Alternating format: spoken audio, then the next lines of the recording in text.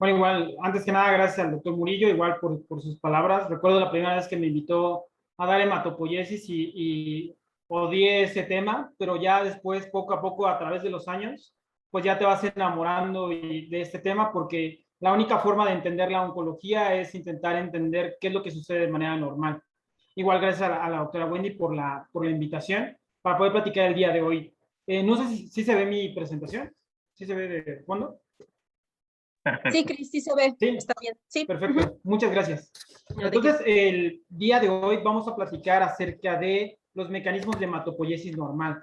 Pues el objetivo de mi plática primero es identificar cuáles van a ser los diferentes órganos hematopoyéticos a través de la vida, poder correlacionar cómo se produce normalmente en las células y esto cómo repercute, por ejemplo, en algunas enfermedades oncológicas y al final, por qué podemos tener algo que se llama leucemia, podemos tener algo que se llama mieloma, podemos tener algo que se llama linfoma, pero a través de los ojos de la hematopoiesis.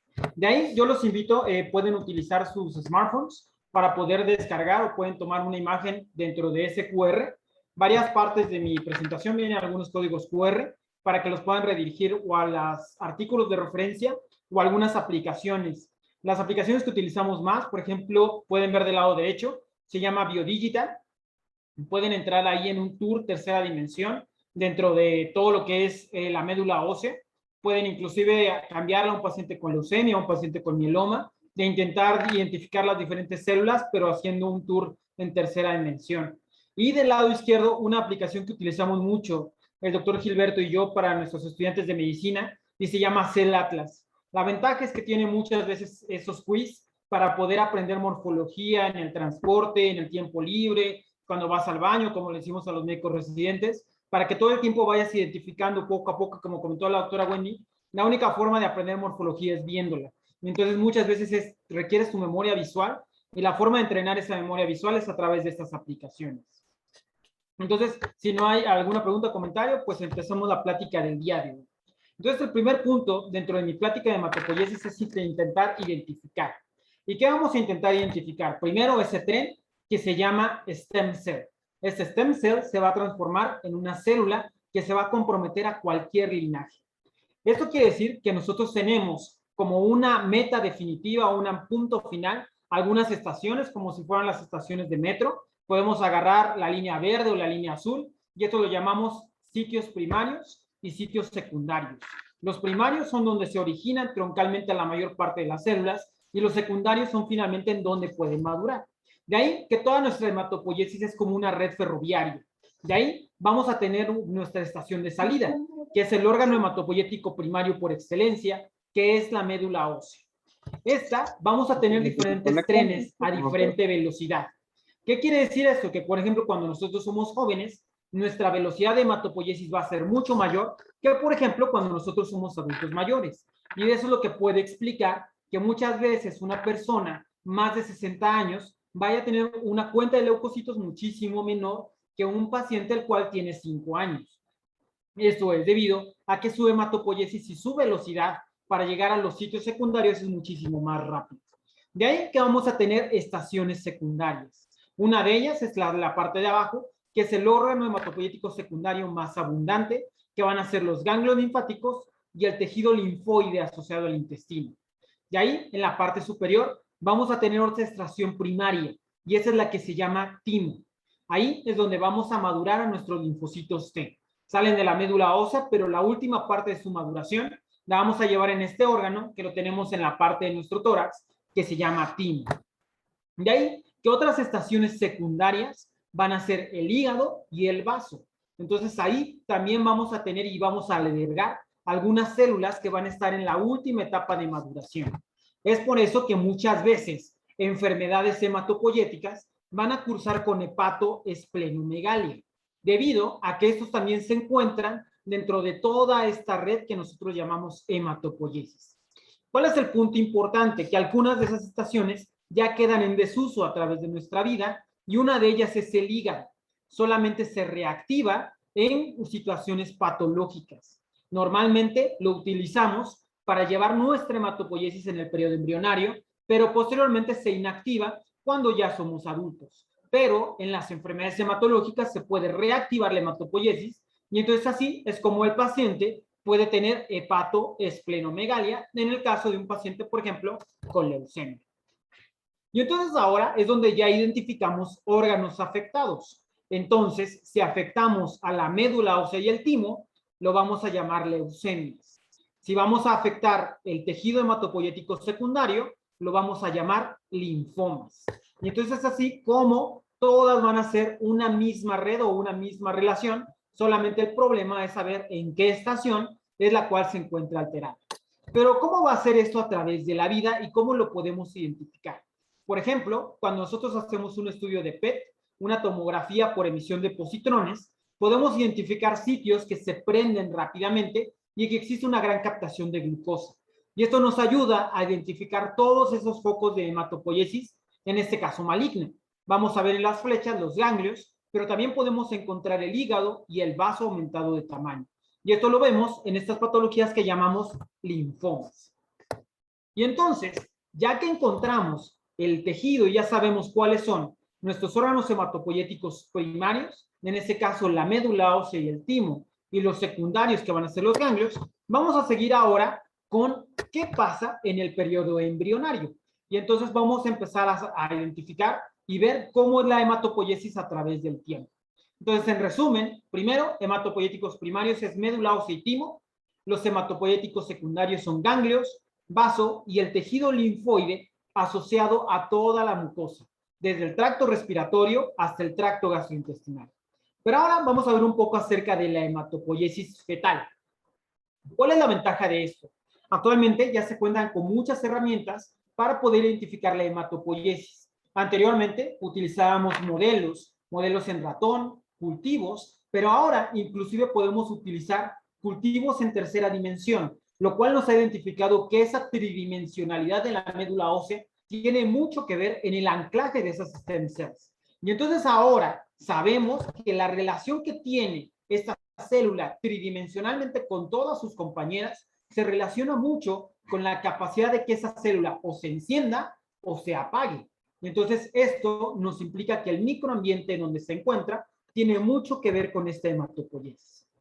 Entonces, ahora, nuestra médula ósea, si pueden ver, es una médula ósea desorganizada.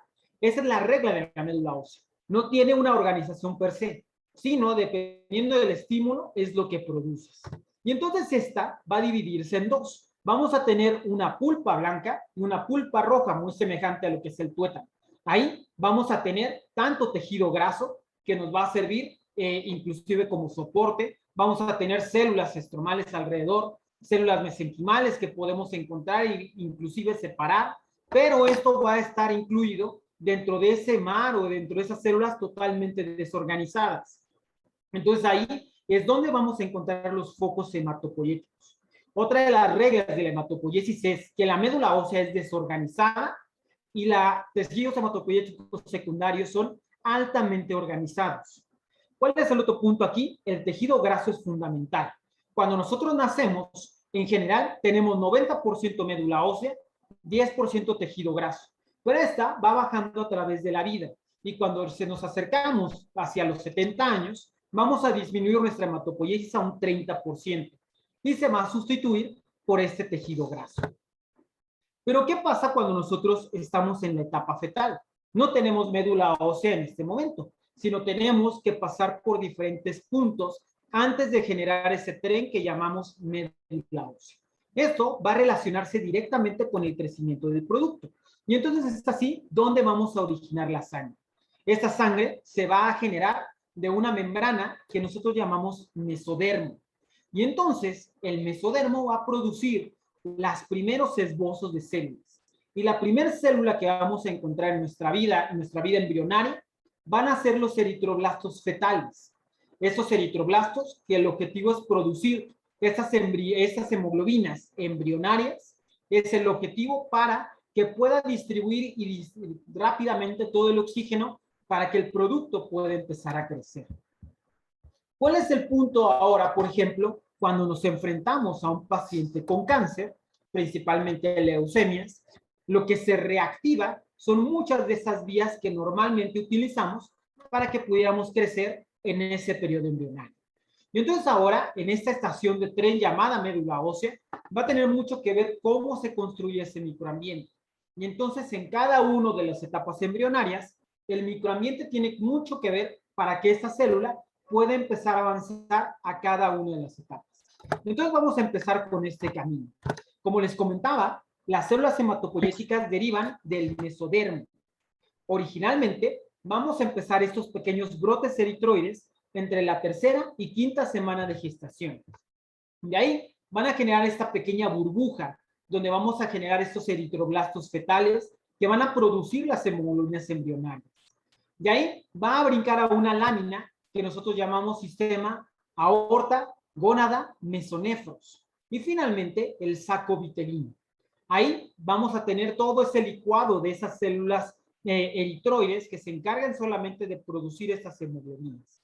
Muchas veces estas células se pueden quedar ancladas en la placenta y ese es el fundamento de que podamos generar trasplante de cordón umbilical, porque ahí, en ese camino que van estas células para su siguiente estación, que va a ser el hígado, van a quedar incluidas o ancladas dentro de este cordón umbilical. De ahí que para la 8ª semana, estas células ya se van a empezar a organizar y ahora van a brincar a su primera estación real. Y esta es la que se llama hígado. Este hígado se va a empezar a activar a la 8ª semana de gestación y va a incluir algo que llamamos microambiente. Y entonces ahora no solamente tenemos un solo tren, sino van a ir acompañadas otras células. En este caso, los linfocitos, pero principalmente el sistema monocito macrófago. Ahí es donde vamos a empezar a conocer estas células que van a empezar a poblar diferentes tejidos. Piel, sistema nervioso central, hígado con las células de Kupffer, y entonces así es como van a empezar a invadir otras partes del producto. Y entonces ahora van a empezar a construir y relacionarse con lo que llamamos microambiente. ¿Para qué? Para que finalmente esta stem cell primitiva pueda ahora adaptarse a un nuevo condominio. Y ese condominio empieza la semana 16 y se llama médula ósea.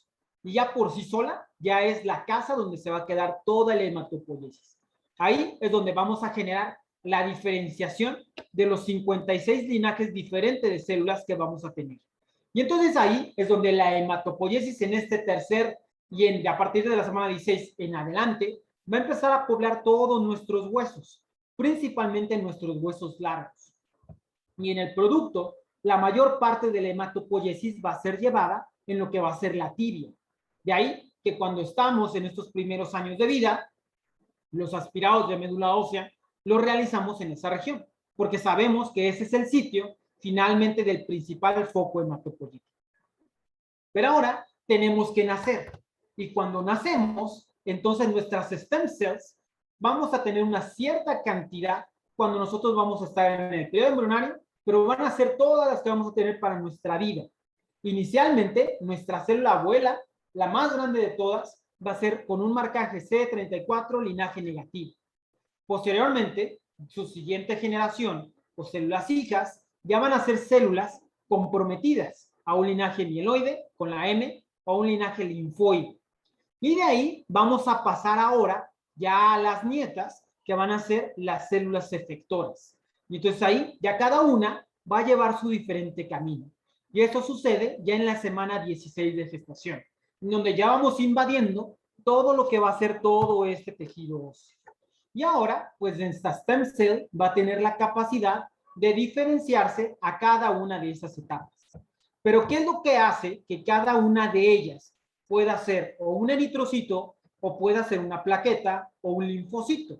Va a depender de diferentes señales. Y esas señales van a ser dadas por mensajes. Esos mensajes pueden ser hormonas o pueden ser lo que llamamos citocinas o factores de transcripción. Esto van a permitir que la hematopoiesis llegue a un punto para que esas células que están en la parte central de la diapositiva pueda brincar a la sangre periférica. ¿Qué es lo que quiere decir? Que la hematopoiesis real la vamos a ver en la médula ósea. La vida real de la médula es, bueno, la vida real de la sangre es en la médula ósea, y la vida muerta o la naturaleza muerta de la sangre se encuentra en la sangre periférica, porque ahí ya vamos a tener células en su última etapa de maduración. Y entonces ahora dentro de este camino tienen que existir diversas reglas. Una, que todas estas células progenitoras se van a autorrenovar. La segunda es que van a comprometerse de un linaje y esto va a permitir que se diferencie. Esta regla también la respetan las células tumorales. Es por eso que si tienen alguna mutación, esta mutación va a comprometerse en un linaje específico. Esto quiere decir que si tu mutación genera una leucemia linfoblástica, no vas a caminar de pronto a una mieloide crónica o un mieloma múltiple, sino ya te comprometes directamente a esa parte o esa, digamos, linaje específico. Pero como les comentaba, ¿qué es lo que determina que cada una de estas células se comprometa o se quede estacionada y la que dejemos en reserva? O al contrario, vaya avanzando a ser un linfocito B, un linfocito T, un eosinófilo o un basófilo, dependen de algunas señales. Y eso es lo que llamamos factores de transcripción. Diferentes citocinas van a mandar señales, las células ya comprometidas van a tener receptores y dependiendo de la señal que mandemos, va a ser el receptor que tenga para que se internalice y entonces mande la señal de crecimiento. Y esto es lo que llamamos factores de transcripción. Cuando llega a lo que va a ser el ADN, entra ese factor y se pega directamente con una secuela específica. Y entonces en esta secuencia va a dirigir o tú tienes que transformarte en un eosinófilo, en un basófilo o en un monocito. Entonces depende de la señal de la citocina, río abajo codifica el factor de transcripción y entonces se da el resultado. Y entonces ahora, ya que identificamos los tejidos, qué es lo que hace nuestra stem cell, ahora vamos a tener que identificar qué pasa del periodo embrionario y ahora cómo vamos a ir a la sangre periférica y cómo puede decidir cada célula cómo se va a transformar. Esto va a depender, como comentamos, de los factores de transcripción y muchas veces de las diferentes citocinas. Afortunadamente, todo esto se puede hacer in vitro en los diferentes experimentos de hematopoiesis y es así como podemos comprometer directamente una célula y generar factores para saber a qué se va a diferenciar cada una de ellas. Pero bueno, ya que cada una de ellas seleccionó hacia dónde quiere ir, esto quiere decir que va a comprar su boleto de metro para cualquier línea directa para producir cada una de estas células. Es como si este stem cell tuviera un multiverso de opciones. Entonces, esa misma stem cell en algún punto puede transformarse en un eritrocito o puede transformarse esa misma stem cell en un monocito. Todo depende de qué factores van a influenciar en esa serie de decisiones. Y entonces es ahí donde viene la regla o el dogma central de la biología molecular. Vamos a tener de ADN a ARN y ARN a proteína. Y entonces para que se genere esto, tienes que tener esa cascada de señales. Y entonces, del lado izquierdo, es ese mapa de señales. Cada una de ellas va a generar una idea para esa célula para que decida hacia qué transformarse. Y entonces en la parte central vamos a tener esos puntos azules que van a ser estos factores de transcripción. Muchas veces, ahora sí, la hematopoiesis se ve más o menos como una red ferroviaria, una red del metro de la Ciudad de México, o casi se ve de esta manera. Y entonces, ahora, cada una de las células, dependiendo de estos factores de transcripción, va a comprar un boleto. Y entonces ese boleto le va a decidir hacia dónde se va a ir. Y por ejemplo, uno de los principales boletos que vamos a tener es decidir el linaje linfoide del mieloide. Y entonces, el primer punto lo va a dar un factor de transcripción, que pueden anotarlo en alguna parte, que se llama PUY1. PUY1, este es el que va a decidir hacia qué camino puede ir en esa línea verde y vamos a tener que cuando se expresa y se eleva, va a generar que ese linaje se comprometa hacia un linaje linfoide. Y muchas veces llega a otra citocina, que es la interleucina 7, y genera la maduración del linaje linfoide. Por su contraparte, el factor de transcripción rosa que puse en ese lado, que se llama GATA1, es el que se encarga de virar la hematopoiesis en lugar de irse del lado linfoide hacia el otro lado, hacia el mieloide, y entonces ahora diferenciar a las megacariocitos y a los eritroblastos. Es por eso que las plaquetas son los primos hermanos de lo que van a ser los eritrocitos. Y entonces ahora la hematopoiesis se ve así, como si fuera totalmente en China. Entonces ahora tenemos una stem cell que va a tener factores de transcripción, se va a comprometer, y como les comentaba, la primera señal va a ser dada por esa interleucina que se llama 7 para dirigirla hacia el linaje linfoide.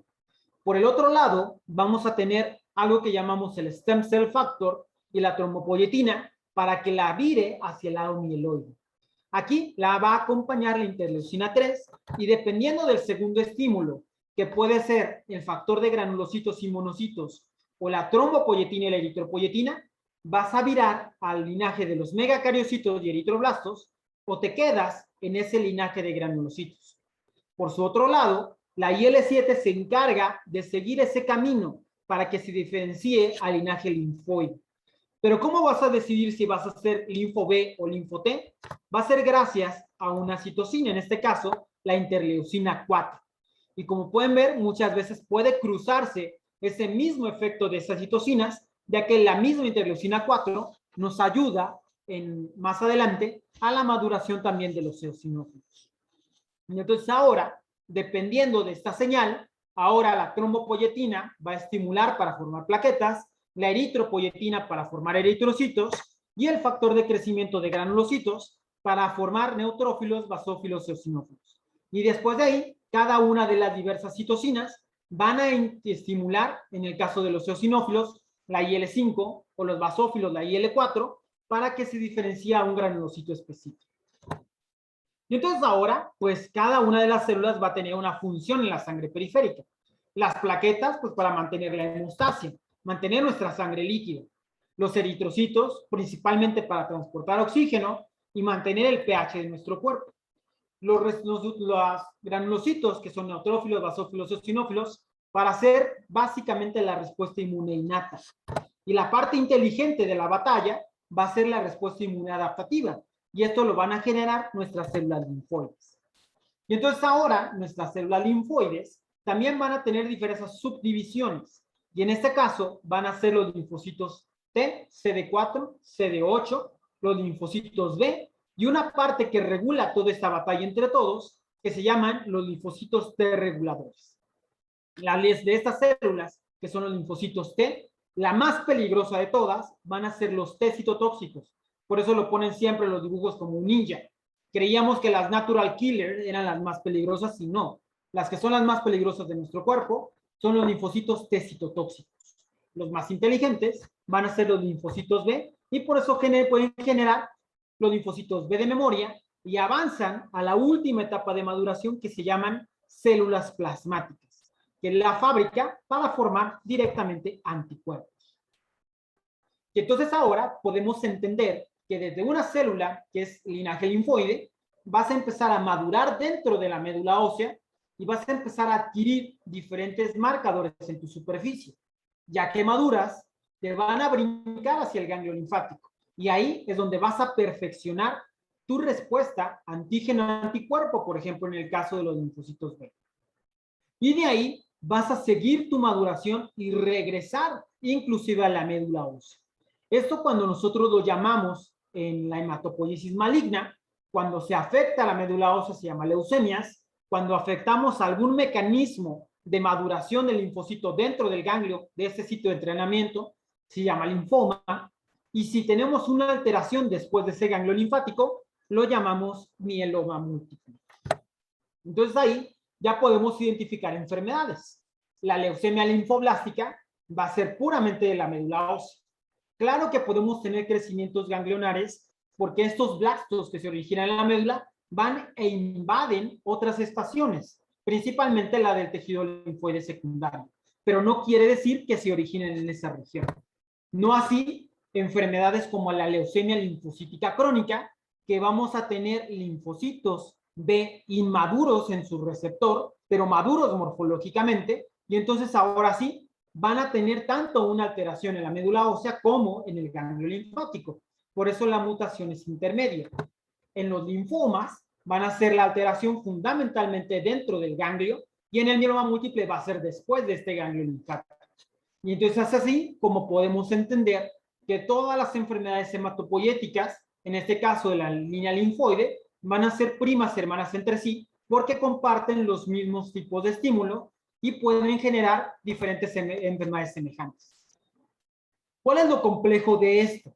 Si nosotros vemos los mecanismos que regulan cada una de ellas, la médula ósea no hay problema, es como si un niño empezara en primero de primaria a contar. Entonces no hay problema, estas pueden ser eliminadas muchas veces por quimioterapia rápidamente. El ganglio linfático ya son células maduras, superan esta primaria y ahora ya aprenden a usar la calculadora científica. Es por eso que ahora tenemos que ser más inteligentes que ellas y utilizar estrategias como anticuerpos monoclonales. Y cuando ya llegamos a una célula plasmática, es como si alguien ya aprendiera a usar una computadora. La quimioterapia no le va a funcionar y por eso tenemos que buscar mecanismos más novedosos para poder combatir estas enfermedades. Y entonces ahora parece como el azar. Dependiendo de lo que tú necesites, este stem cell va a virar a cualquiera de esos estímulos para generar la célula que tú quieres. Linaje linfoide, linaje mieloide, linaje monocitoide, o que pueda formar los megacariocitos o los eritrocitos. Entonces, todo depende del estímulo que vas a tener. Y entonces, esta serie de señales y de mensajes que da tu cuerpo llega directamente a esta médula ósea roja para que avance y pueda empezar a producir las células que tú necesitas.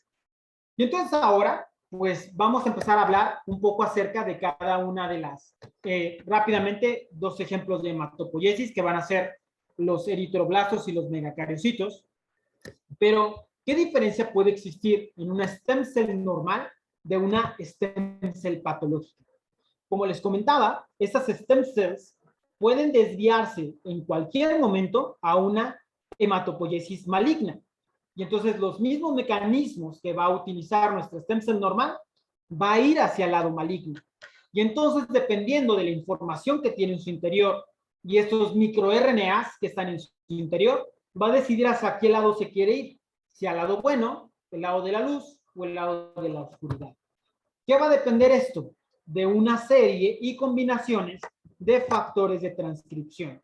Cada uno de ellos se enciende de manera normal, pero cuando se sobreexpresan, pueden generar esta hematopoiesis maligna, que al final, dependiendo de quién gane, van a generar ese segundo hit. Y es cuando ya desarrollamos una enfermedad maligna. Pero hasta este momento, el sistema inmune se encarga de regular esto. Y cualquier célula que se va al lado oscuro, la destruye inmediatamente. Pero ¿qué pasa si todas las células que están a tu alrededor y tu microambiente genera una influencia aún más maligna? Entonces ahora el sistema inmune no va a lograr eliminarlas y es así como desarrollamos lo que llamamos cáncer. Si tu microambiente es un microambiente sano, entonces tu hematopoiesis va a ser sana, pero no así si es maligno o si es un microambiente que tiene daño, va a generar finalmente un hematopoiesis maligno. El mejor ejemplo, por ejemplo, son las enfermedades metabólicas, las enfermedades inmunológicas, donde se daña constantemente el microambiente. Un paciente diabético tiene más riesgo de desarrollar cáncer. ¿Por qué? Porque su microambiente no va a ser el adecuado y esto puede invitar a alguna de esas células que escape del sistema inmune y con eso pueda desarrollar lo que llamamos cáncer. Y entonces rápidamente, en estos 20 minutos que nos quedan, vamos a ver un poco acerca de una hematopoiesis. En este caso, es de la serie eritroide. La última célula que vemos en la imagen F es el eritrocito, pero este eritrocito deriva de esta célula gigantesca que está arriba, que llamamos eritroblasto. Tiene que reducir aproximadamente 2/3 de su tamaño para llegar a ser ese eritrocito que solamente va a ser un cadáver, porque es una célula la cual no tiene núcleo. Su núcleo se queda dentro de la médula ósea. Y entonces esto es lo que llamamos eritropoiesis. Cuando ya tenemos un linaje comprometido, como les comentaba inicialmente, aquí son primos hermanos los eritrocitos y las plaquetas. Van a requerir un estímulo de estos factores de transcripción para que pases de ese eritroblasto, basófilo que está en la parte central, y avances en toda la etapa de maduración hasta formar un eritrocito. De ahí, si pueden ver, esta célula va a empezar a cambiar su citoplasma. Normalmente es azurófilo por esa gran cantidad de ribosomas que tiene, porque esta célula ya sabe que tiene que producir una proteína y esa proteína va a ser la globina. Cuando llegue y se ensamble con el hierro, entonces ahora ya vas a tener a la hemoglobina. De ahí vas a empezar a cambiar la coloración de su citoplasma cuando va a disminuir esa actividad proteica hasta volverte un eritroblasto que llamamos ortocromático. Ahí su núcleo, de ser un núcleo grande con la cromatina abierta, ahora se va a compactar totalmente para posteriormente ser expulsado por un proceso picnótico en donde la membrana expulsa directamente ese núcleo y lo engullen los macrófagos dentro de la médula ósea. Y este boleto que va a ser para la eritropoiesis, bueno, genera el factor que se llama GATA1. Como vimos en las diapositivas anteriores, dependiendo del camino que tú elijas, vas a hacer el linaje que tú quieres. En este caso, este factor de transcripción va a llevar a las células hacia la formación de la línea de megacariocitos o de eritrocitos. Pero ¿qué es lo que hace que estas células deriven a una u otra? El estímulo. Y ese estímulo lo va a dar o la eritropoyetina o la trombopoyetina. Y entonces ahora depende de la señal. Como podemos ver en la parte central, la eritropoyetina va a estimular la formación de eritrocitos. Y la trombopoyetina, que está en la parte superior, va a formar megacariocitos. Entonces ahora vas a tener otras citocinas implicadas, entre ellas en la megacariopoiesis de interleucina 11. Entonces ahora todos estos eritroblastos o estas células progenitora, megacariocito y eritroblasto van a tener en su parte externa un receptor. Y ese receptor es un receptor gemelo que se llama JAK. Entonces llega la trombopoyetina, activa el receptor y activa arriba abajo señales, que es lo que genera que se codifique y se active. Todas las interleucinas van a compartir estos receptores JAK. Es por eso que los podemos bloquear con estos bloqueadores de esos receptores. Algunos van a ser más específicos. En este caso, para JAK2 va a ser para la eritropoyetina y la trombopoyetina. De ahí van a mandar señales río abajo, se fosforila ese receptor, se activa y va a activar una vía que se llama STAT. Entonces así como de la parte externa llega la eritropoyetina, manda la señal y entonces ahora río abajo va a llegar y va a estimular al núcleo de esa célula para que forme y avance y madure. Y entonces es así como esta célula puede ir avanzando dentro de su línea. ¿Y qué es lo que va a estimular a la eritropoiesis? Una, ya vimos que es la eritropoyetina, y la segunda, que es el estímulo, va a ser el hierro. Esta va a tener una relación también con las interleucinas, en este caso la IL-3 y las GATA1 y GATA2, y va a generar este complejo de transcripción que se llama FOC1. Pero ¿cuál va a ser el otro estímulo para que se genere esa secreción de eritropoyetina? Va a ser la hipoxia. Entonces la clave para la eritropoiesis va a ser el estado hipóxico, la segunda, la eritropoyetina, y la tercera, la reserva de hierro, para que pueda generar esa última etapa de maduración del eritrocito para que avances a reticulocito y eritrocito. También en algunas situaciones pueden mutar estos receptores y estos factores. En este caso, GATA1 puede mutar y generar lo que llamamos leucemias. Entonces podemos tener leucemias megacarioblasticas debido a esta mutación en estos receptores. Y entonces ahora continuando dentro del camino, como vimos, la hipoxia es fundamental para la eritropoiesis. ¿Y por qué? Porque normalmente nosotros tenemos un sensor de esa hipoxia. Esta va a ser localizado dentro de uno de nuestros órganos vitales, que es el riñón. Aquí es el que se encarga de secretar la mayor parte de eritropoyetina.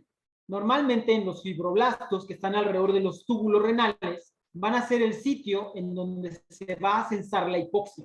Cuando estamos en un estado hipóxico, entonces ahora vamos a mandar una señal.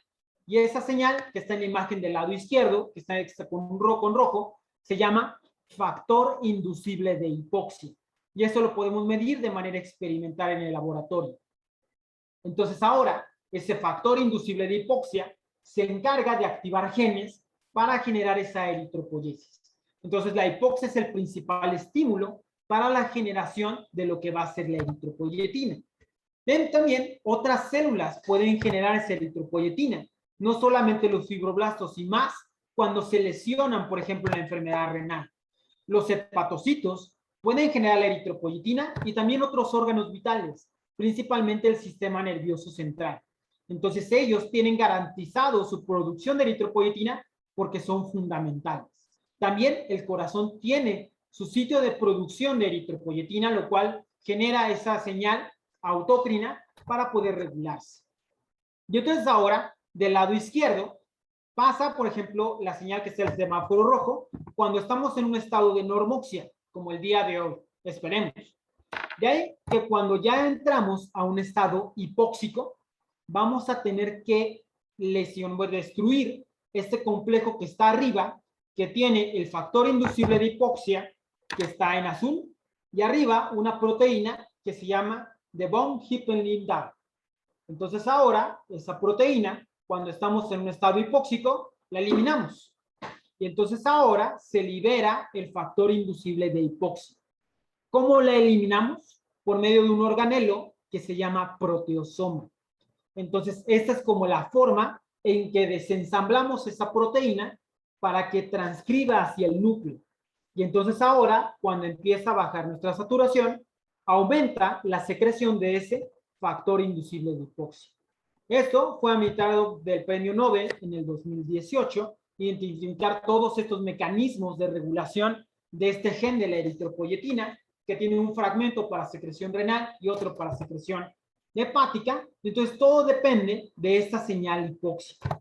Y entonces ahora, por ejemplo, puede existir algunas enfermedades que pueden tener alterado este sensor y los pacientes puedan tener cifras de hemoglobina extremadamente altas. ¿Cuál es el mejor ejemplo de la vida real, de la vida habitual? Por ejemplo, el paciente con obesidad, con síndrome de apnea obstructiva del sueño, va a tener una hipoxia constante, entonces este mecanismo va a estar activado, activado y activado. Otros pacientes, por ejemplo, que tienen enfermedad pulmonar obstructiva crónica o que tengan alguna alteración cardiovascular, van a generar estados hipóxicos crónicos. Y es por eso que elevan constantemente sus niveles de hematocrito. Una forma de hacerlo fisiológico es el entrenamiento. Por ejemplo, esa es la razón de que los boxeadores se vayan a entrenar a sitios pues extremadamente altos para estimular esa secreción de eritropoyetina, ya que es una hormona y aparte ayuda al incremento de la masa muscular y incrementar la resistencia. Entonces, por eso pueden jugar también con este mecanismo.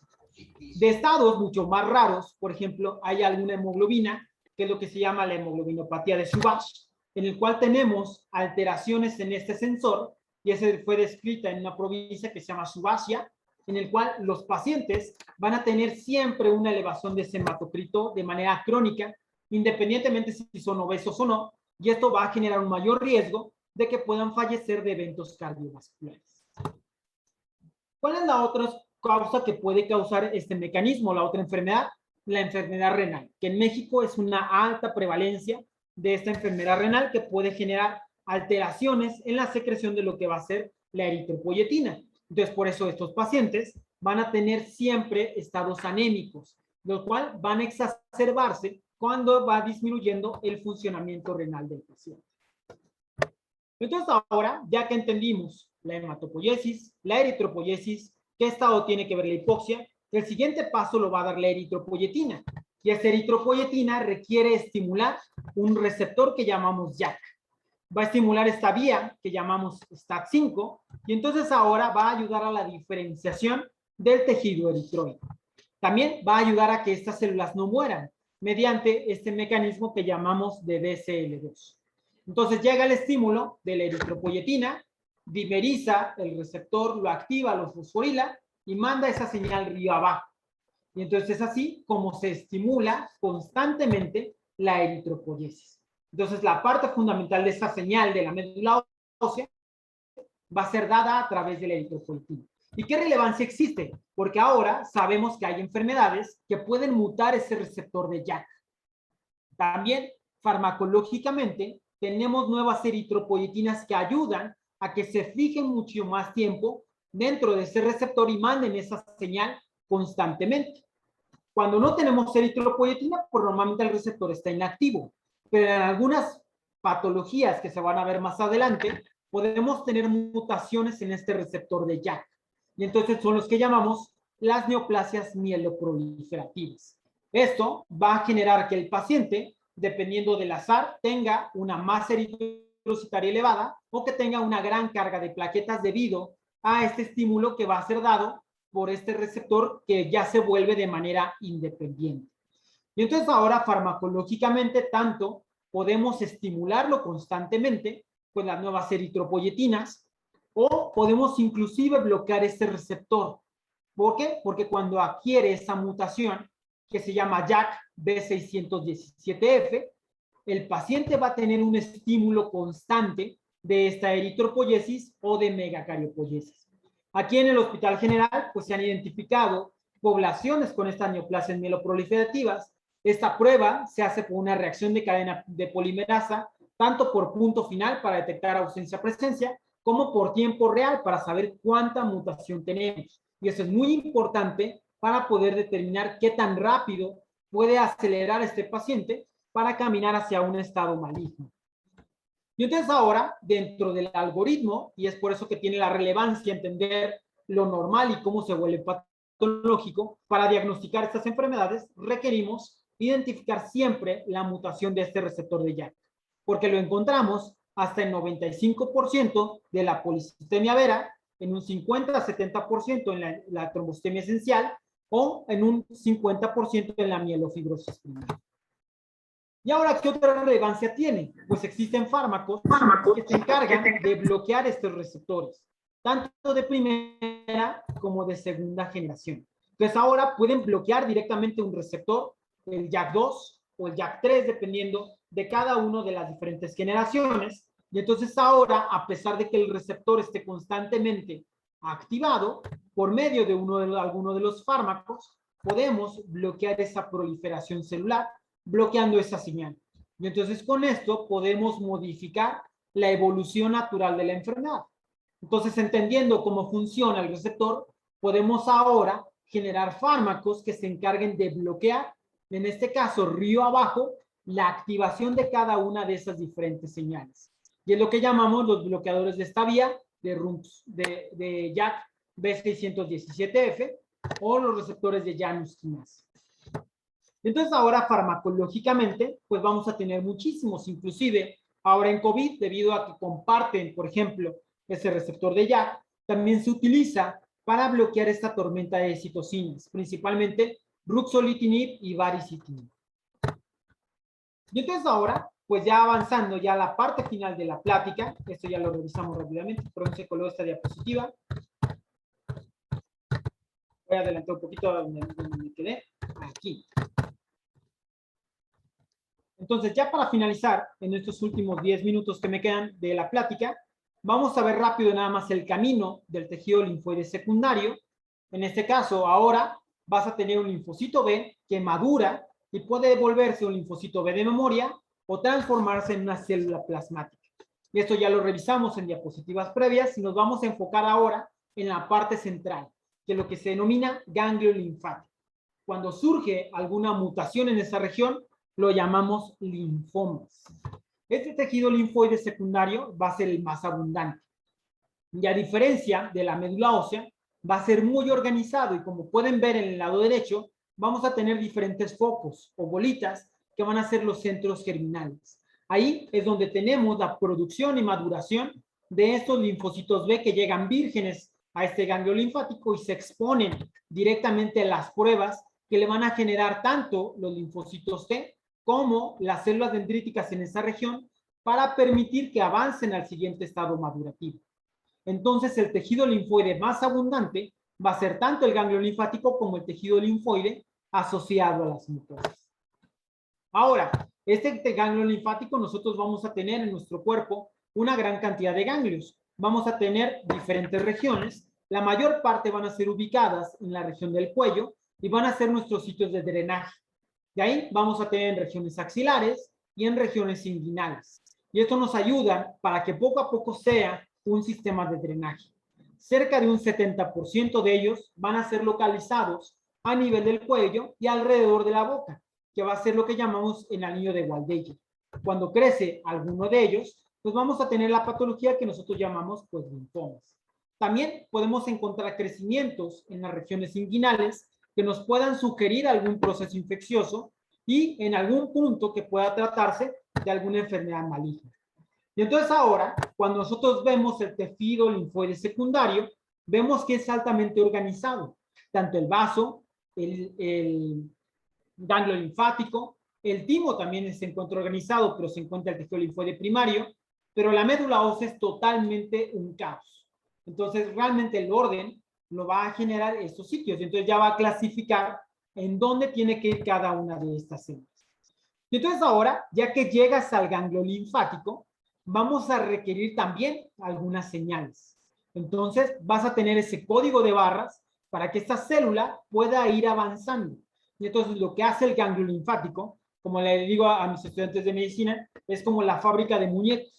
Es el gimnasio en donde vas a entrenar a estas células y vas a requerir ahora estímulos.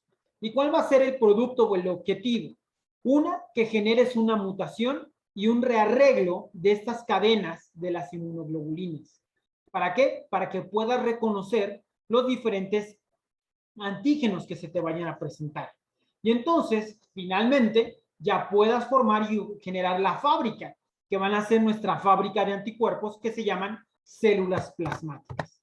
Y entonces ahora, dentro de todo este camino, es como si la médula ósea fuera la primaria, el ganglio linfático fuera la secundaria, y al final las células plasmáticas ya son las células universitarias. Pero en algún punto hay que detener a las personas que no pueden llevar ese camino y tenemos que reprobarlos. Y entonces ahora vamos dentro desde la morfología hasta la histología. Esa es la casita de las células dentro del ganglio que se llama centro germinal. Ahí es donde vamos a tejer este tejido linfoide y dentro de él, como si fuera un chicharito, vamos a tener diferentes células que van a estar estimulándose entre sí. Alrededor de este centro germinal vamos a encontrar a las células paracorticales. En esta región de la paracorteza vamos a tener a los linfocitos T y a las células dendríticas, que van a ser como las profesoras que van a determinar ese examen sinodal de estas células para decidir si pasan o no. Y entonces ahora es como si fueras de la médula ósea, vienes totalmente y virgen hacia el ganglio linfático, y entonces llegas a tu escuela. Ahí esta célula tiene que aprender y platicar con otras. Y entonces ahora va a empezar a replicarse. Y esto es lo que llamamos expansión clonal. Esto histológicamente lo vamos a ver más oscuro, y es lo que se llama la zona oscura. También ahí vas a adquirir una mutación que llamamos la mutación hipersomática de estas cadenas de las inmunoglobulinas para poder permitir que esta célula reconozca mi sello, reconozca mi pluma o reconozca mi taza. Si lo logra, puede pasar el examen hacia la siguiente zona, y es la que se llama la zona clara. Y es ahí donde va a adquirir su título universitario para transformarse en una célula B de memoria o una célula plasmática. A su alrededor, esta escuela va a estar bardeada de unas células que llamamos las células del manto. Entonces, los linfocitos B de esa región van a tener un estatus de diferenciación diferente. Van a ser, digamos, su ciclo celular va a ser más lento, van a resistir más a la apoptosis, y es por eso que también podemos tener linfomas de esa región. Y del otro lado de la cerca, de la zona clara, van a ser los linfocitos de la región marginal. Y entonces ese corralito de células que vimos en el centro, que era el centro germinal, ese corralito lo va a dar de su lado izquierdo, que es la zona oscura, las células del manto, y de la zona clara, las células que van a ser marginales. Y entonces es así como ahora se ve altamente organizado. Cuando ya llegas a la zona clara, entonces ahora esta célula B, este linfocito B, va a enfrentarse a su presentación de un antígeno contra los linfocitos T y las células dendríticas. Esto es para que puedas hacer ese switch para poder decir, por ejemplo, qué raza es ese antígeno. Rápidamente, si contesta, avanza a volverse un linfocito B de memoria o quedarse en ese ganglio linfático o irse a la médula ósea, regresar a ser una célula plasmática. Y esto es lo que hace de manera normal. Pero ahora, cuando tenemos alguna mutación en alguna de esas regiones, tenemos lo que llamamos linfomas. Y entonces podemos tener mutaciones en esa región que llamamos la región del manto, y es lo que se llama el linfoma del célula del manto, y que tiene una mutación en este receptor que se llama receptor de célula B, que tiene la forma de una inmunoglobulina.